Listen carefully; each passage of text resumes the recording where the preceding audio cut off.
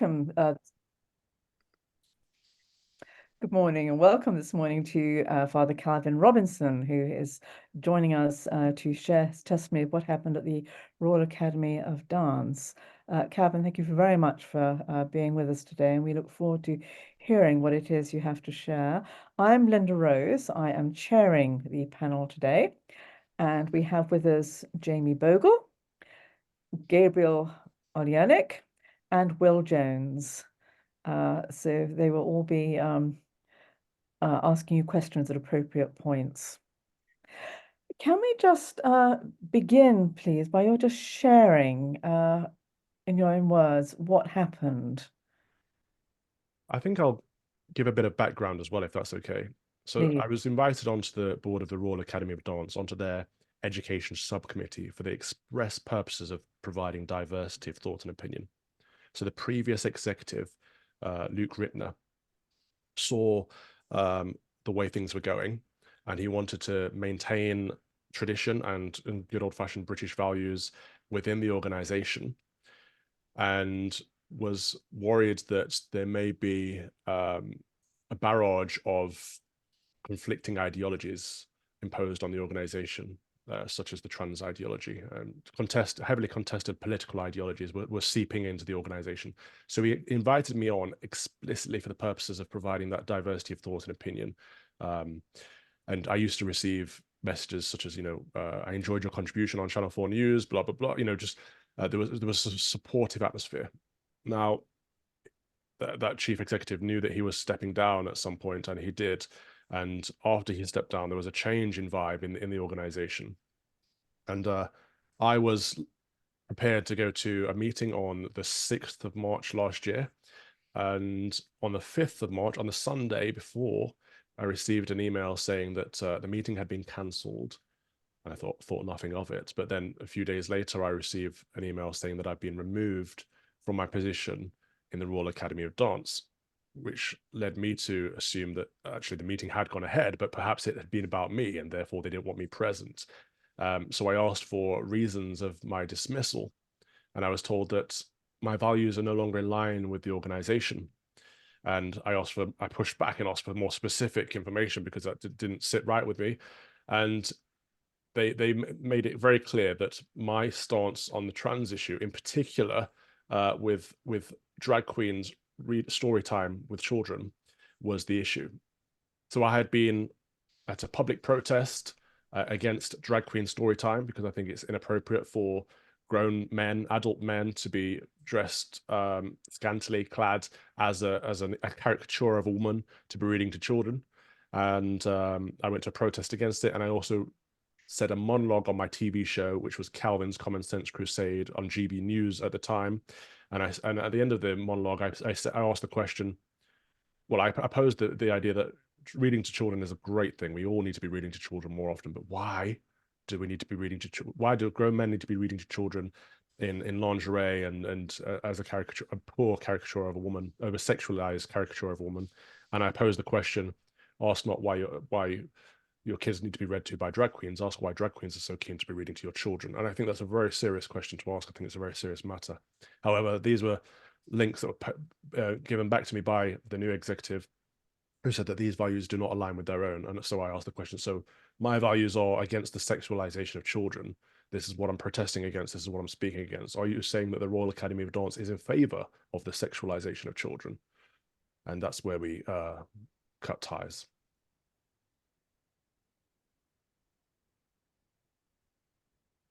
It sounds quite incredible, actually. You are a teacher by background yourself, I believe, Calvin, and you say that you were approached by the Royal Academy of Dance to join their education subcommittee. Were you aware at that time of any formal diversity and inclusivity policies that they have? Were you asked to sign anything? No, I wasn't aware of any formal policy. I was not asked to sign anything. And yes, you're right that I have an educational background. I was a school teacher, I was an assistant principal. I did some consultancy for schools as well as for the Department of Education. I have a strong background in education. So that's part of the reason that I was brought on, because I'm a educationalist with Christian values, and it was the Christian values specifically that were the reason that I was brought on. But I wasn't asked to sign anything in regards to diversity, inclusion, or equality. Mhm. And the composition of the education subcommittee at the time, obviously the chief executive, I imagine, held traditional Christian views. Um, were there any others apart from yourselves on that committee? And how big was the actual committee? There was about a dozen members on the committee. It wasn't incredibly large. Um, in conversations, in meetings, it was very rare to hear any traditional views, never mind Christian views, come up in conversation. There was an obvious move towards liberal progressive attitudes, and so I often found myself in the minority. Right. And the students at the Royal Academy themselves, was there a high proportion of transgender students, same-sex attracted students, or was this something again that you wouldn't actually have been aware of at all? No, there wasn't a high percentage, but there was one particular case that was high profile where young ballerinas, young talented ballerinas had been denied a place, and the place was given to an adult male instead. And there are side by side comparisons of this so-called ballerina dancing, not very talented at all, but it was very clear that this is a virtue signal. This was a move to say, look how progressive we are. We have welcomed this chap who is now identifying as a young girl into our fold.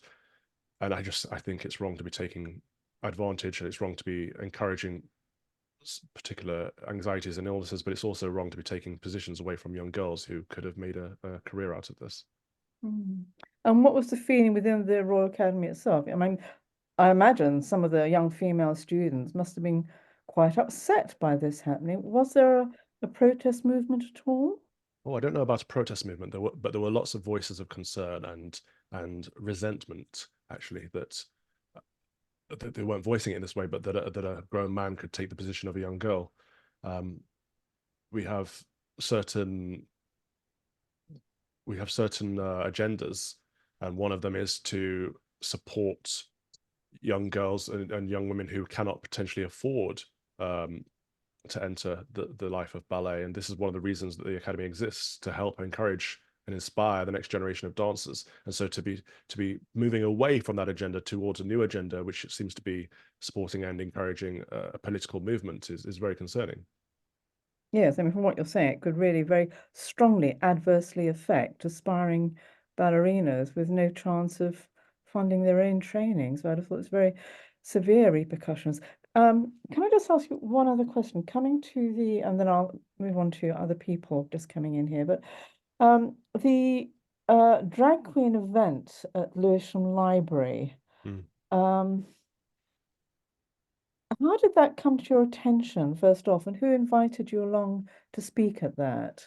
Turning Point UK invited me along to speak at that, and I think I went along twice. They used to do it every week for a while, protesting against what was happening in there, which was drag queen story time. Sorry, can I just interrupt there?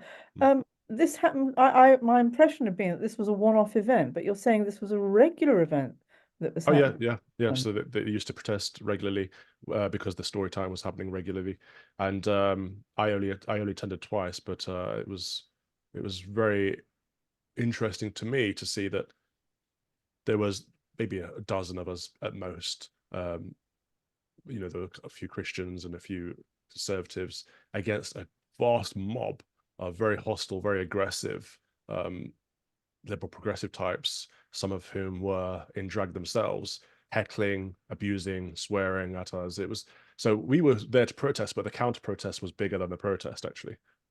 And the counter protest presumably wasn't just confined to people from Lewisham. It would have been drawing people in from farther afield. Yes, they were bus loaded in. It's the typical. They had the same unison signs and all the same signs that you see at Just Stop All protests and all the other liberal protests. I don't know how the movement organizes, but it was clear that there was an organized structure. Right. And did any of these protesters, to your knowledge, have any contact with other members of the subcommittee at the Royal Academy? I don't know. Mhm. Okay, thank you. I'm going to open up to other questions. Jamie, would you like to come in first and ask any questions you have? Yes, thanks, Linda. How would you like me to address you? Father Calvin? Either's fine, whatever you're comfortable with. Okay. You very helpfully sent us some emails that you had with the the CEO of RAD, if I can call it RAD. Mm. These are fairly obvious questions, but I just want to get them on the record, if I may. In their email of the 9th of March, timed at 2039, they said to you, I'm quoting now, while tolerance of all views, including views that the majority of our members of staff disagree with, is a core value of the RAD, we cannot condone the way in which you have chosen in this instance to express your views, which has a very real impact on the RAD, on members of our staff, and on our members, unquote. And in your reply of the 9th of March 2023, timed at 23:22, you asked for them to, quote, elaborate on what that means, unquote. And in their reply of the 11th of March 2023, timed at 11:51, they do not appear to answer your question, but instead raise other issues. Did they ever answer your questions? No, and what's interesting is the only evidence they provided were evidence of my views, yet in the email they say it's not my views, it's how I express them, which I find to be dishonest, to be honest with you. It's clear that it's my views that are the problem, but their policy clearly shows that they are supposed to support a diverse range of views. So they're going against their own policy, which is why they had to try and get a loophole and say it's how I presented them. But I always present my views in a very calm, reasonable manner. I've never been irate. I've never been aggressive. So I don't know. I'd loved for them to elaborate and provide evidence, but they weren't able to, which is one of the reasons that we ended up settling. Right. So did they ever say what the very real impact on the RAD and members of staff and on our members was? Did No. they condescend to any detail thereon? No, there was no measure of any impact, negative or otherwise. And in your email of the 11th of March, timed at 1951, you again ask, and I'm quoting, you claim to tolerate all views, but not, quote, the way in which you have chosen in this instance to express your views. Sorry, this is your email, not theirs. And then you say, I'm yet to receive clarification on what that means. What is the way in which I expressed my views? Question mark, unquote. Again, obvious question, but did you get an answer from them to that question? No, I did not. And it stuck out to me because there was no investigation, there was no conversation. It was just you are fired from the board, you are sacked from the board, and it's because of the way you've expressed your views. But then they couldn't give me any reason or a clarification on how I express my views in an inappropriate manner. So there was no, could you in the future could you express your views in this way instead? It was, which again points to the fact to me that it was clearly my views that were the problem and not how I expressed them. Okay, and again, I'm just asking these questions to get it on the record. What is in and what your response is to those emails. But in their 14th of March email, timed at 18:15, this time the board, it's signed by the CEO, Tim Arthur, on behalf of himself and the whole board. They say that, quote, the decision to end your appointment to the Education Subcommittee was taken in relation to the consequences of your commentary on a recent public event in Lewisham, and in particular to a headline, quote, that you chose to tweet and publicize on the 26th of February 2023 at 19:21 hours PM, unquote. Can you tell us what that tweet said?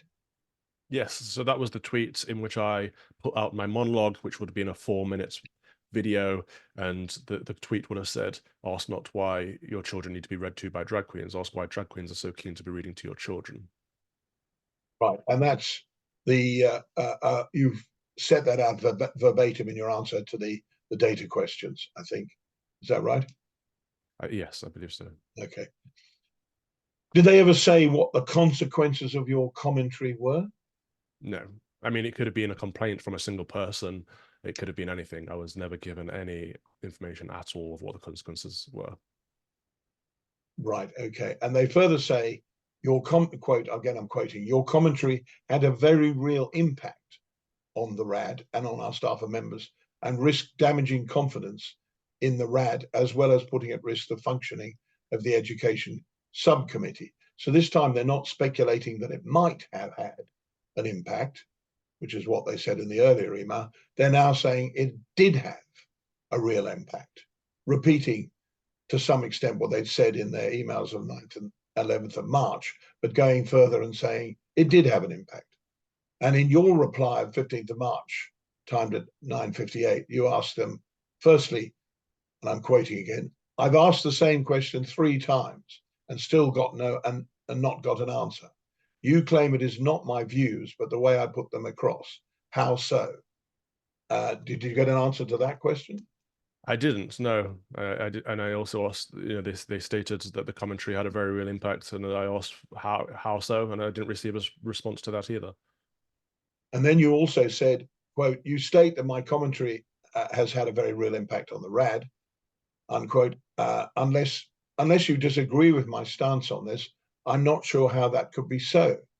Once again, did you ever get an explanation from RAD as to what this impact might have been? None. Okay. And in their email of the 11th of March, timed at 11:51, they claim that, quote, as a result of posting a screenshot of the email postponing that meeting, and you've already told us that there were a number of meetings, with the email address of one of our employees, including the employee's full name, she has been subjected to online abuse that she does not deserve, unquote. Was the employee's name on that screenshot? I believe the entire email was screenshotted, including my email address, their email address. I didn't actually redact anything, which I probably should have done. Right. So you think her name might have been on there? I believe it may have been. I can't remember at this point, but I can check. I'm sure it was. Okay. And did they provide you with any evidence of what the abuse was that she received? No, none whatsoever. Right. And in your email of the 11th of March 2023, timed at 19:51, you replied to RAD asking, quote, do you support adult entertainment for children? It seems by your actions that you would rather support the sexualization of children than those who oppose it, unquote. Apart from their claim in their email of the 11th of March, timed at 11:51, that, quote, the RAD does not approve of the sexualization of young children in any way, and we categorically refute any insinuation that this is what we stand for, unquote. Did you ever get any proper answer to your question? There's a pattern that they didn't seem to want to answer any of my questions. It was just a dismissal without any information of why. Right. And what do you think was the reason for your being removed from the education subcommittee? What do you base that view on? Because of my traditional Christian views that men and women should protect children. Children are vulnerable and innocent and should not be exposed to sexualized content at a young age, and that grown men should not be dressing as poor caricatures of scantily dressed women in order to read to children. That's something that should be, if that's adult entertainment, I mean, I would argue that it's probably inappropriate for adult entertainment, but if that's seen as adult entertainment, keep it as adult entertainment. Drag queens are not children's entertainment, and it's inappropriate. And it's the job of all adults to safeguard children. How many of these sessions of reading by transvestites took place to your knowledge? Oh, I don't know, but it wasn't just happening in Lewisham. It's been happening all up and down the country. And I think having a location to protest it just made the issue, exposed the issue so that more adults and parents could speak up against it. And do you know who organizes these events? No, not off the top of my head. I did have that information at one point. I had one of the drag queens on my television show to interview, to provide due impartiality and balance. Right. And how many times did you go to to speak in protest at these events in Lewisham? Just twice. Right. Okay. And were you yourself or any of your fellow protesters subjected to any kind of harassment or more or worse? Yes, there was lots of verbal abuse. I had to be escorted personally by the police because they were worried about my safety, because there were so few of us and so many of the counter protesters. But the counter protesters were hurling racist abuse, religious abuse, you name it, whatever you could think of. They were hurling what they would probably call hate crimes towards us, and to myself in particular. For my first event, I turned up on the wrong side of the road, so I was not on the side of the protest. I was on the other side of the counter protest, and it became very clear very quickly that I was going to be unsafe there. And the mob started to swarm around me, and then the police escorted me around the block to the protest. Did you apprehend violence or a threat of violence at any stage against you? Absolutely, it's one of the reasons I only went twice. Well, can you describe that in a little bit more detail? Yes, just many aggressive men and women, and also men dressed as women, making it very clear that because of my views, I am a hater, and that they would do me harm because I'm not welcome there. Get out of our town, get out of Lewisham, you are not welcome here. And just really aggressive. I think there's video footage of it available, in my face, yelling expletives at me.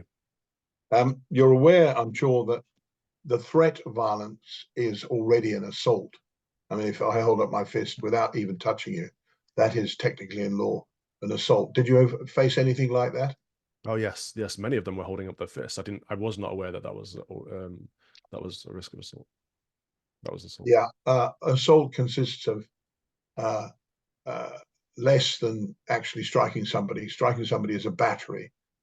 But if you do something like hold up a fist such that the person to whom you directed apprehends violence, that can be a technical assault as well.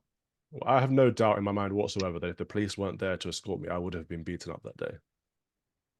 Right. So if the police were not there, you think that you would have been assaulted? Absolutely. Right. Thank you. You mentioned, I think, that there were the usual banners, as you put it, I think, and correct me if I'm wrong. And I think you mentioned from Unison. Can you describe that a little bit more fully? What were the nature of these banners? Did they look mass produced?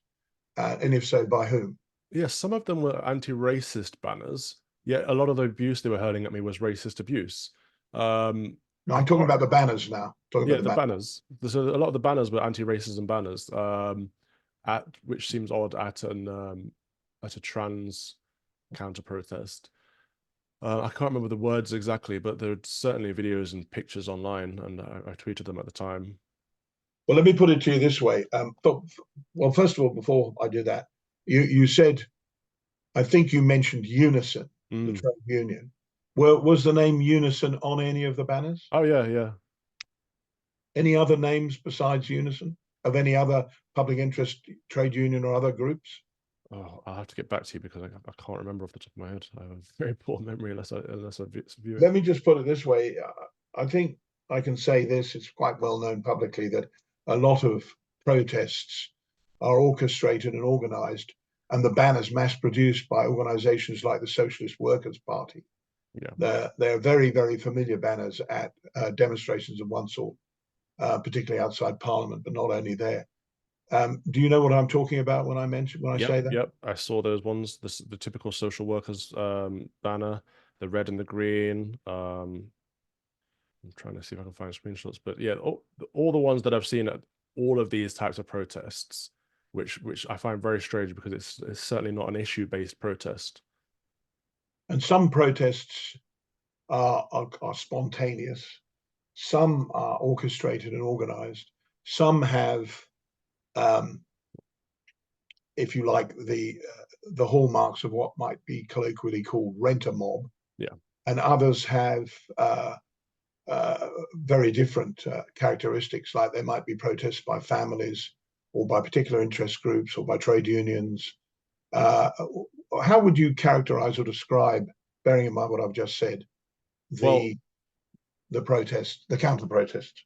they were professionally printed banners. I've just found some of the screens. Fight for LGBT plus liberation, no to racism, no to fascism.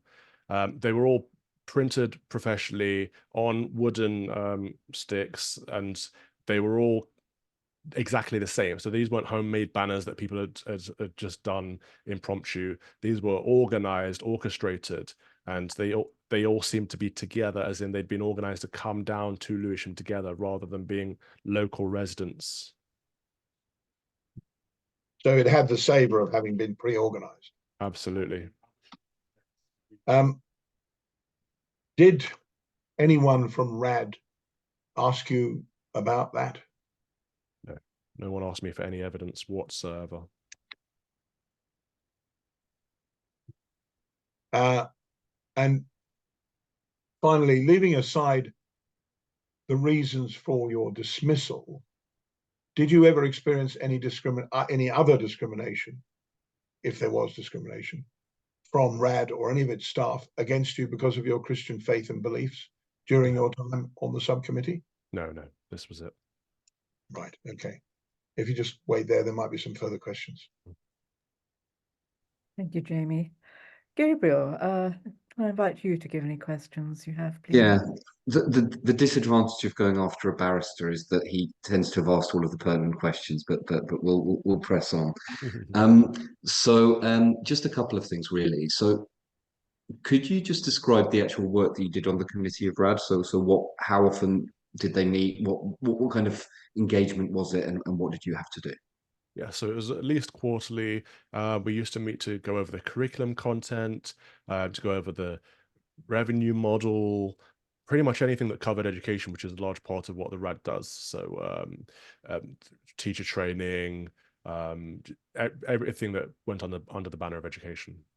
Fine. And how long did the whole appointment go on for? Because you mentioned when you were appointed, but just for the kind of record, how many years was it? I think it was 2 years. Okay. And then were any of during the discussions in relation to the settlement agreement, did they ever mention anything to do with any of the sort of previous questions or the reasoning given for your dismissal, or was it just, basically solid negotiation on the settlement and drafting it? Sorry, could you rephrase that? Yeah, did it cut out? Yeah. Did they ever go into any detail in relation to any of the questions that Jamie had previously raised, of the reasons for your dismissal during the settlement negotiations, or No, not? not at all. Okay. The settlement negotiations were all them trying to get me to sign an NDA and me trying to get them to publicly apologize. Okay. That's from my side. That's everything. Sorry, Gabriel, you broke up there. Yeah, thank you, Gabriel. I was just saying that I'd finished. Thank you, Gabriel. We seem to have a bad internet connection for you, I'm afraid. So that was a little bit patchy, but hopefully it'll calm down a bit. Will, can I invite any questions from you, please? Yeah, thank you. Hi, Calvin. Yeah, I think Jamie and Gabriel have covered a lot of it, of course. I was just a couple of questions. Firstly, why do you think they decided to settle? Were you tempted to take it to court? I was wondering why you didn't try take that action. Yes, I think they wanted to settle to avoid public humiliation. For them, it was all about keeping this out of the public eye as much as possible. And my whole aim was to expose this, what I see as wickedness that's taken over the organization, and whether it's complacency or active engagement in the trans ideology. I think it's harmful, particularly the drag queen story time, harmful for young children. So I wanted to expose the issue, and they wanted to silence me. And the whole process was about their battle to they wanted to pay me more money in order to shut me up and get me to sign an NDA, and which I refused. And I wanted to get them to publicly apologize, which they refused. And so the settlement came to play that I would not sign an NDA, and they would pay less money, but then I could talk about the issue publicly and raise it in the media. And that was the whole, that was the whole premise. And if your aim was to expose what they were doing, to shine a light on what they were doing, and the settlement was about avoiding that, I was wondering whether you considered not settling and taking it to court, or were you advised that wouldn't be a good idea, or? Yeah, I was advised by my lawyers at the time that this was the best solution. This was the best way to get the results that we were looking for. Okay. And just one other question. Do you consider that you were discriminated against in this context because of your Christian beliefs? Absolutely. And can you just elaborate a bit on that? Because some may think that you were discriminated against because of gender critical beliefs, or perhaps safeguarding beliefs. Can you just elaborate why Sure. you regard it to be about your Christian beliefs? I would say it's all the same. I would say that Christians are taught that we are made in God's image, and that God made us male and female, and that there is no way to transition from one sex to the other sex, that we are beautifully made in the body that we are in, because we're not in a body. We are a body and a soul, and those two things cannot be separated. And we are our body just as much as we are our soul. So this trans ideology is about breaking us apart from God's image. It's about saying that actually we are our own gods and we can do what we want, and or we're not even a body and a soul. We are something stuck inside, and we need to get to the real us. Whereas I would say the Christian argument is that actually we ought to find our identity in Christ. And so I think the whole trans agenda is an affront to God. And not just that, the whole of the Bible speaks of protecting innocence, of Christ telling us that the innocent are the most important, and it's our role as adults to protect them, because we are to become like them in our faith. And so it's my Christian values that makes me think that what's going on in this drag queen queer story time hour, whatever it's called, is again another affront to God, because it's attacking young innocent lives in ways that they don't need to be. This over sexualization is anti-Christian as much as it is anti-child. Thank you. And a link to that, in your documents that you sent to us, you mentioned that the protests where you were subjected to threats and, as Jamie suggested, assault in terms of those threats. You mentioned that some of the chants, I think it were specifically mentioned that you being a vicar was a reason to be particularly protesting against your presence. Did you just want to say something more about that? I suppose you had your dog collar on, I presume. Is that how they knew you were a vicar? And do you think that the aggression that you were subjected to at those protests and those counter protests was linked specifically to your faith? Oh yeah. There were lots of chants about he's not a real vicar.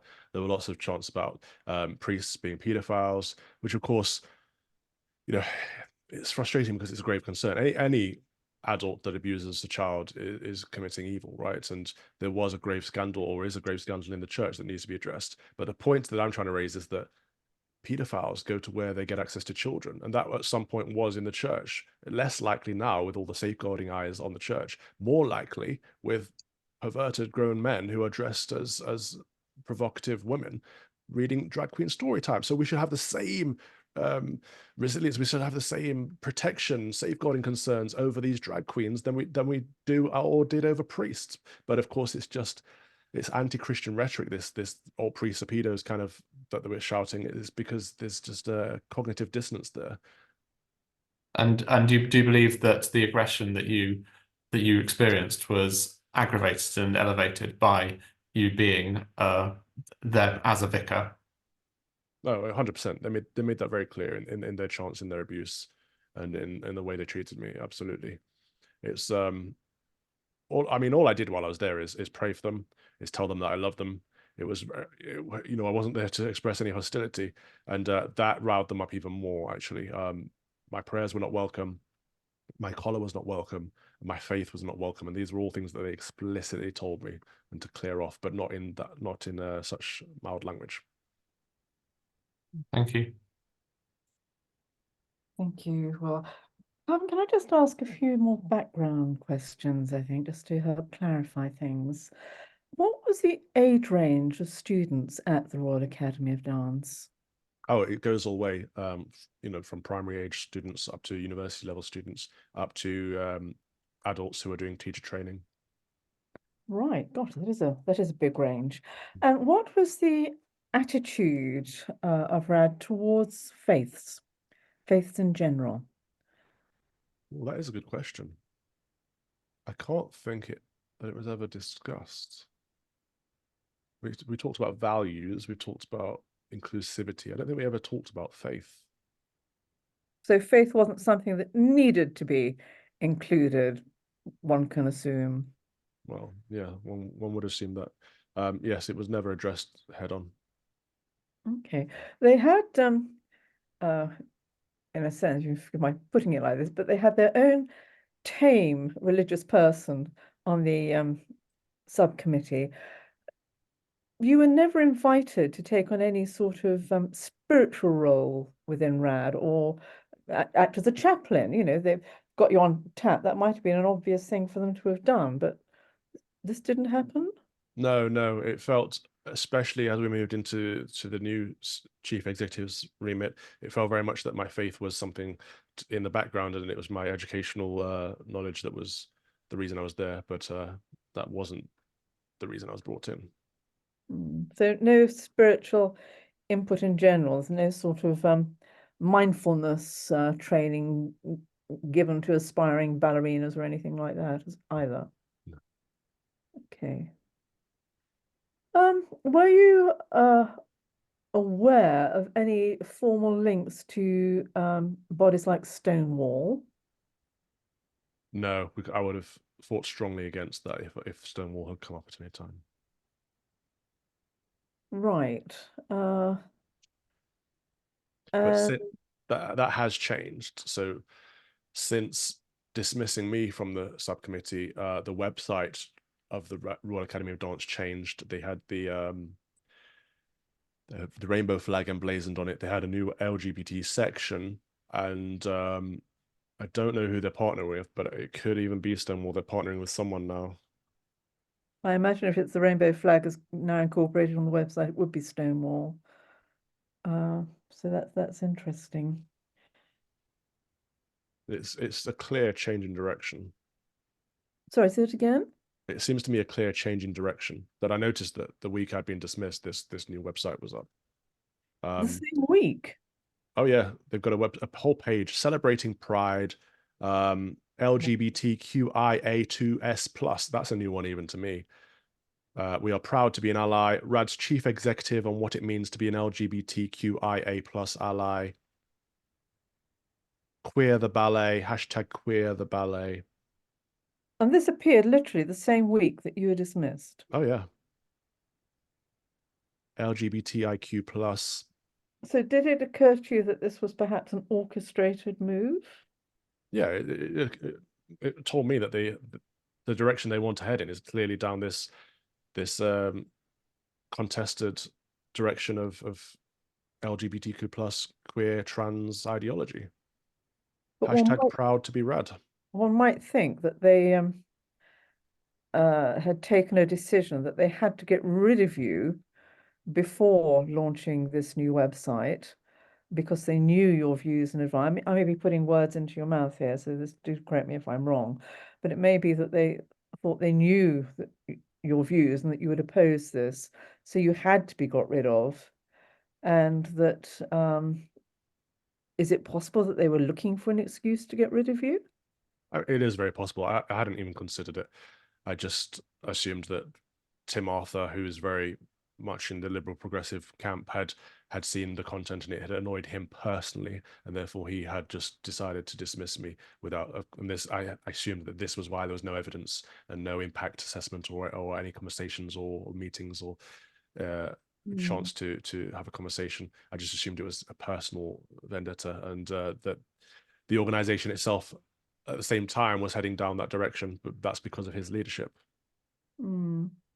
It just occurs to me that, I mean, maybe they have a really quick thinking and adept webmaster, but my own experience with arranging websites is that they take quite a long time to bring in major changes, as well as being very expensive to bring in major changes. Not something that you just say, oh, we're getting rid of him now, so let's put something up tomorrow. So this, to me, suggests that quite a lot of thought had gone into this shift in perspective. And the fact that it was launched the same week that you were dismissed, I think raises questions. Do you think that's fair? I think that's very fair, and I'm still not quite sure why a dance organization needs to be so focused on sexuality. I don't understand what queering the ballet means, and I don't understand what it means to be an LGBTQIA2S plus ally, and why the CEO has to have a whole section of the website dedicated to talking about how proud he is. Just related to that, was there, to your knowledge, a formal safeguarding policy with regards to students? And do you know what that actually said? And has that changed too since your dismissal? Yeah, there are safeguarding policies in place, but I don't have access to them anymore. So I don't know what that said or if it's changed, unfortunately.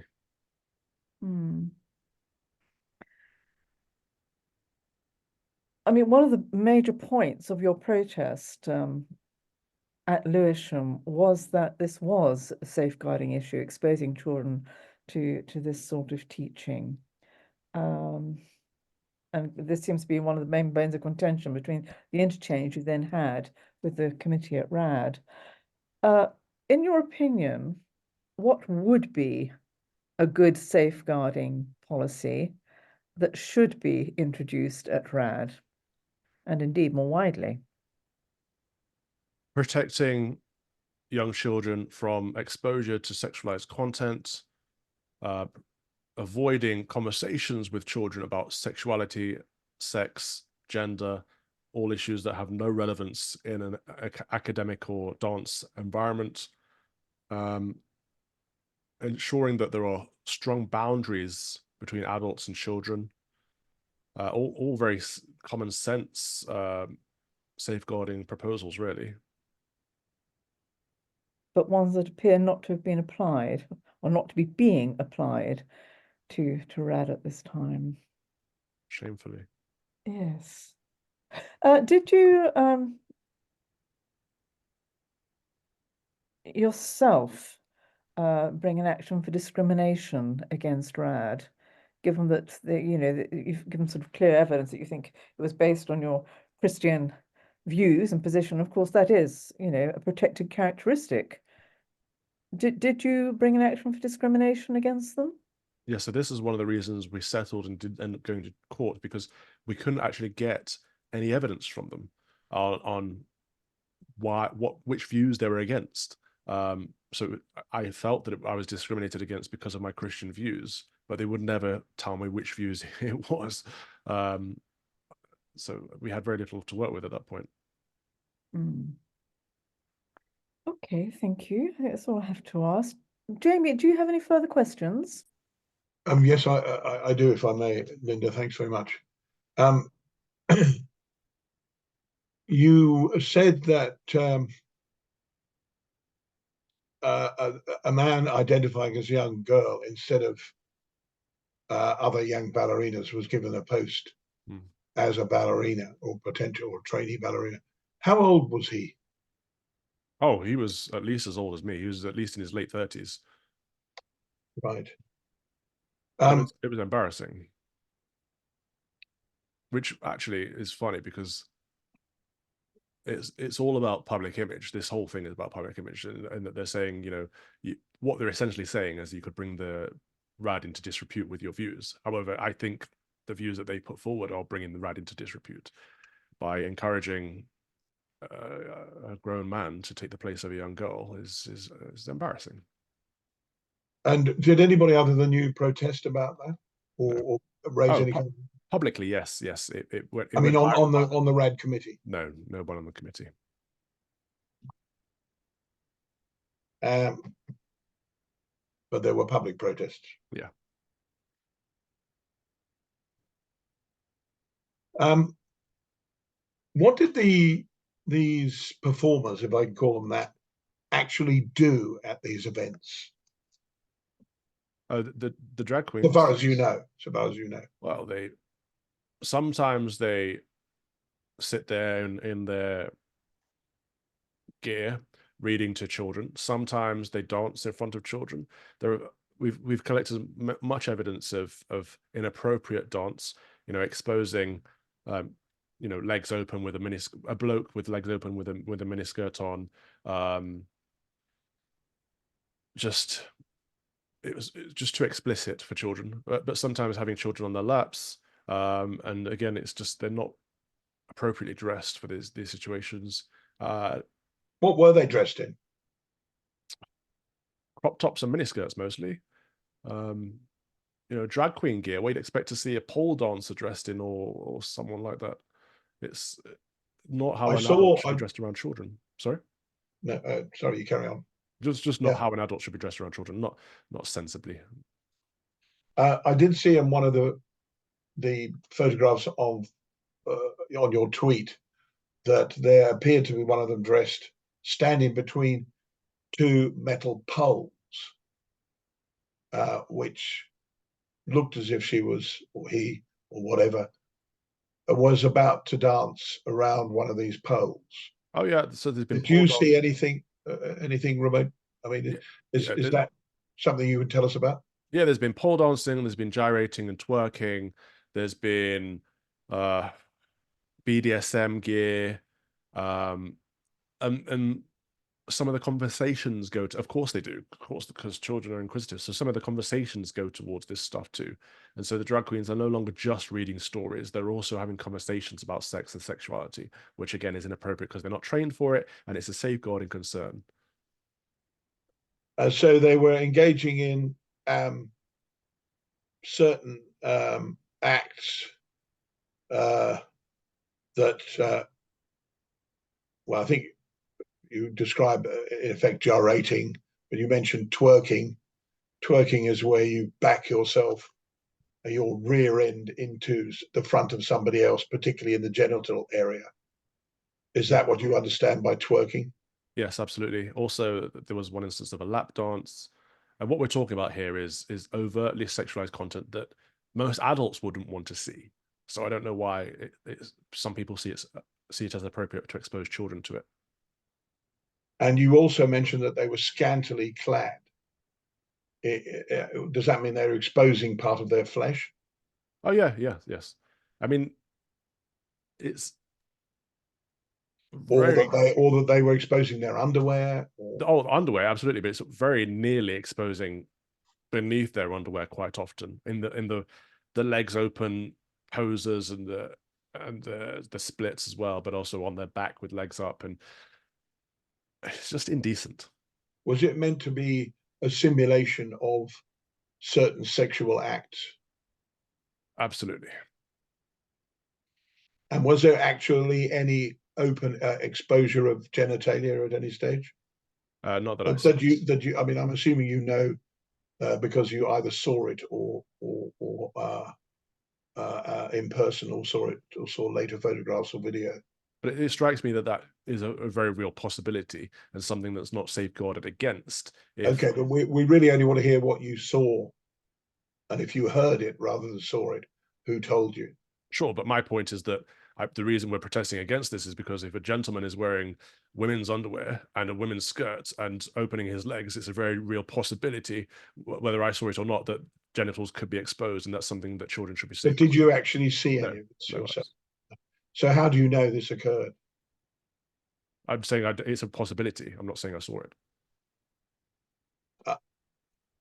Okay, but you have described them as scantily clad. Oh yes, I've seen them scantily clad, but what I'm saying is the possibility of the genitals being exposed is a real risk. Okay, I didn't see any genitals exposed. All right, leaving aside exposure of genitalia, those other things that you mentioned, scantily clad, apparently behaving in a sexualized manner, perhaps simulating certain sexual acts, dancing with a pole, exposing parts of their flesh, the legs apart, exposing their underwear. Did you actually yourself see any of this, or has this been reported to you, or have you seen it in videos and photographs? I've seen much of it myself, and I've seen much of it in photographs which I've shared too. So at these particular events, you've actually, before you protested, or perhaps during a protest, went in to have a look and see what was happening? I didn't go inside, no. But so when you say you a lot of saw the drag queens were out with us. right, okay, but when you saw these various other things that you've mentioned, which partake of a sexualized nature, have you actually seen that yourself? I've not been to the drag queen story time myself. So how do you know they were sexualized? Well, I've seen the clothes that they were wearing when they come in and out, and I've seen the footage of them reading to the children in videos, and I've seen the photographs which I've shared online. Right. Okay. Thank you for that. So the given the responses from the RAD that I took you to earlier, they don't seem to see any connection between exposing children to what you've just described, scantily clad, transvestite clothing, and so on. They don't seem to see that that might be sexualizing conduct before children. Is that your apprehension as well, or do you would you like to enlarge upon that? Yeah, it seems that there's a clear blindness because there's such a strong support for this movement, this queer drag queen trans movement, that they're blinded to the risks of it, and the focus shouldn't be on being an ally. The focus should be on safeguarding children and young people, and it doesn't seem that that's the priority anymore. Right. Okay, thank you for that.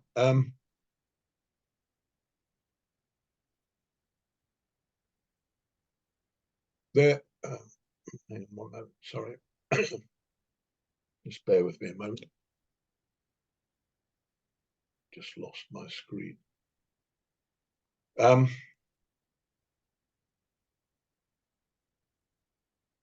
You've told us that there was no safeguarding policy that you were aware of at RAD, and that you think there should be something to protect young children from exposure to sexualized conduct.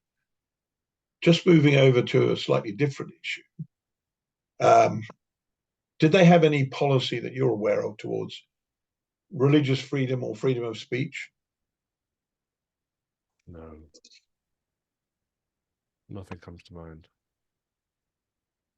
But they presumably had a diversity and inclusivity policy. Yeah, the policy is to support a diverse range of views. And was there not contained within that policy something relating to freedom of speech and freedom of religion? At this point, I can't remember what was on the policy, so I'd be speculating. Sure. Okay. Did you apprehend any comment or reaction from the library or library staff towards these events? No. Or to any local parents in the area? We had a number of local parents join our side of the protest against drag queen story time. I believe. Did you speak to any of them and get? Oh yeah. We've got some of that on camera of parents expressing their concern and that it's not something that they'd like their child to do or be exposed to, and they don't see a reason for it to be happening in their local area. Are you able to tell us who lodged the complaint with RAD? I don't even know if there was a complaint lodged. Right. So there's no evidence of any complaint at all? No. And that issue raised during the settlement negotiations, if you feel you're able to tell us? I continued to ask for evidence, but none was provided. They just kept using the same lines that the way I expressed certain views was not in line with their values. Right.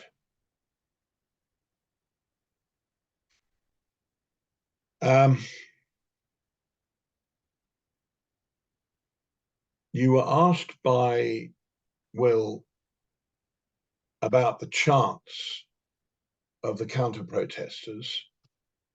Some of them, you said, were chants about not being a real vicar and about paedophile priests. Mm. Given that they were counter-protesting in order to support the transvestites reading to children, there seems to be a certain contradiction between a concern about paedophile priests, but no concern about the events that were going on. Did you raise that with any of the counter-protesters? I tried. The counter-protesters were very loud and purposefully drowning us out. They had megaphones, they had sirens going, but I did write down some of the quotations of what they were shouting. Drag queens are welcome, vicars are not. You're not welcome, go home. And these so-called anti-fascists, as they called themselves on the placards, were saying, there are many more of us than you, no one can hear you. So there wasn't an opportunity for a dialogue. So there are many more of us than there are of you, you're not welcome. Mm-hmm. So on the face of it, that appears to be, we're bigger than you are, get out of the way. Yes, yes. Might is right, as it were. And there are some bird's eye views of the photographs. You can see the vast waves of counter-protesters, a line of police, and then a small huddle of protesters. And did that, what you've just described, was any of that raised by the RAD or by you with the RAD, whether during the settlement negotiations or otherwise? No, with RAD there was no point at which we had a conversation about the protests or about the monologue or about the tweet. They weren't engaging. They weren't informing me of what about the protests or what about the monologue or what about the tweet they found unacceptable. And did you get the impression that they weren't interested in that, or that they were interested and weren't discussing it, or what was your feeling about the reasons why it wasn't discussed by RAD? My impression was just that they wanted me out of the way because they did not think that I believed what they believed, and they did not actually really support diversity. They had a clear agenda, an LGBTQ plus II, whatever agenda that they wanted to push through RAD, and I would be an obstacle for that, particularly the new CEO. Right. And so who seemed to speak comments from the counter-protesters like, there are more of us than you, get out of the way, didn't come up, and they didn't express any interest in it. No, the fact that there was clear intimidation, none of it was of interest to them. Now, you've described the CEO and others as liberal progressive. Some people would characterize some of the facts that you set out in your evidence as more indicative of what one might describe as illiberal and regressive, or even as secular fundamentalism. Do you have any comment on that? Well, I mean, the word I would use is woke, but it's become so broad that it almost means anything at this time. It all comes down to our values as a people, and I still believe this as a Christian nation. We have a Christian supreme governor of the church as our head of state. We have Lord Spiritual in the House of Lords. The majority of people are still Christian. This is a Christian nation. We had Christian values up until 5 minutes ago, and there's a new secular religion that is overly sexualized, I would say overly perverse, that encourages not just the transitioning of sexes, but the over promotion of sexuality, and not just amongst adults, but amongst children. And it seems that these liberal progressives, as I call them, or regressives as you call them, are the ones that are pushing this new secular religion.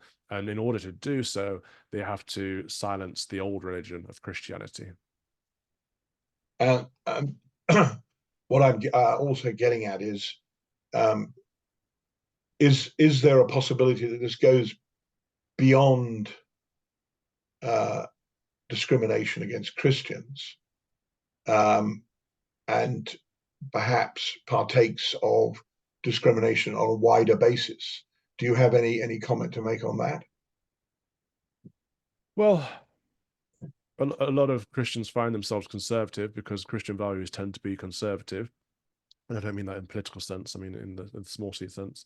And these so-called liberal progressives are all about rapid change and change now, in line with their ideology that is untested as well as contested. So yes, it's broadly speaking an anti-conservative as well as anti-Christian movement, and this discrimination is a prime example of that. That traditional Christian conservative British values are the ones that are discriminated against. Well, finally, I suppose what I was getting at was, to what extent is this, in your view, genuinely liberal and genuinely progressive? Well, as opposed, these words liberal, I think in the minds of most people, if you're liberal, it means it can have positive connotations. If you're progressive, it can have positive connotations. Bearing in mind that that is the view of some people, to what extent would you say that those positive connotations apply here when you use the expression liberal progressive, or are you saying that in fact it's more illiberal and regressive, or even worse? No, they see themselves as liberal. They see themselves as progressive. But I would say if anyone has positive connotations of those words, then they're misguided. Liberalism is about the idolatry of the self. Liberalism is about ultimate freedom from everything to do anything. Yeah, I wasn't actually asking for a definition of liberalism. What I was really getting at was some people would have a positive view of what the word liberal means and what a positive view of what the word progressive means. Yes, and if those positive views, if we attribute those to the words liberal and progressive, would you say that that positive view is an appropriate one to apply to the events that happened at Lewisham? No, but I would say those positive views are incorrect regardless. But no, there's not a positive liberalism. It's not a positive progressivism of what the RAD are doing. It's certainly negative, has a negative impact. Okay, thank you very much. Just wait there. There might be some more questions. Thank you, Jamie. Yes, I'd just like to pick up on part of your questioning about what actually went on at these events and the sexualized nature of what was going on. And just looking at the Department for Education guidance, Keeping Children Safe, paragraph 25 actually says sexual abuse involves forcing or enticing a child or young person to take part in sexual activities, not necessarily involving a high level of violence, whether or not the child is aware of what is happening. The activities may involve non-contact activities, such as involving children in looking at or in the production of sexual images, watching sexual activities, encouraging children to behave in sexually inappropriate ways, or grooming a child in preparation for abuse. And it defines emotional abuse as interactions that are beyond a child's developmental capability. Now, what you have described, Calvin, seems very much to fit in with all of that. So it would seem that these events are actually going directly against guidance, and as such, they are not just abuse, but I would think, this is something that should be reported to the police and could attract high levels of penalties. And yet it sounds from what you're saying as if they just could carry on with all of this. The police were there at the events, you say, but no attempt was ever made to stop this kind of what is defined by the Department for Education as abuse from going ahead. I think anyone who looks at it objectively would see that it is child abuse, and this is why it needs to be stopped. This is one of the reasons we were protesting against it. However, people aren't looking at it objectively. They're looking at it very subjectively because of the ideology. But what's interesting for our conversation is that the Royal Academy of Dance had no stance in this position, as in they weren't doing drag queen story times or hosting them, and they weren't at the events, yet they took issue with me protesting against drag queen story time, which seems to signify that the Royal Academy of Dance is in favor of drag queen story time for children, therefore in favor of the sexualization and the sexual abuse of children. And going directly against the Department for Education's guidance to keep children safe. Yeah. I've just been sent to a note saying that the Royal Academy of Dance changed their academy policies in 2013 to no longer require that students taking courses in ballet, female students, these courses do not have to have been born female. Now, this predates your own appointment, doesn't it? Were you aware of this policy? No, I was not aware of that policy. Because that's going back quite a long time, isn't it? But this all adds up to the wider story of the reason that I was brought in. That there's clearly a move in this direction already happening. And some measures taken to counter it, of which you were a part. And I mean, it begins to feel almost like there was a coup, and that you were ejected as a part of, being on the wrong side, basically. There's a new regime. Yes. Okay, thank you. Gabriel, do you have any final questions for Cal? No, I don't.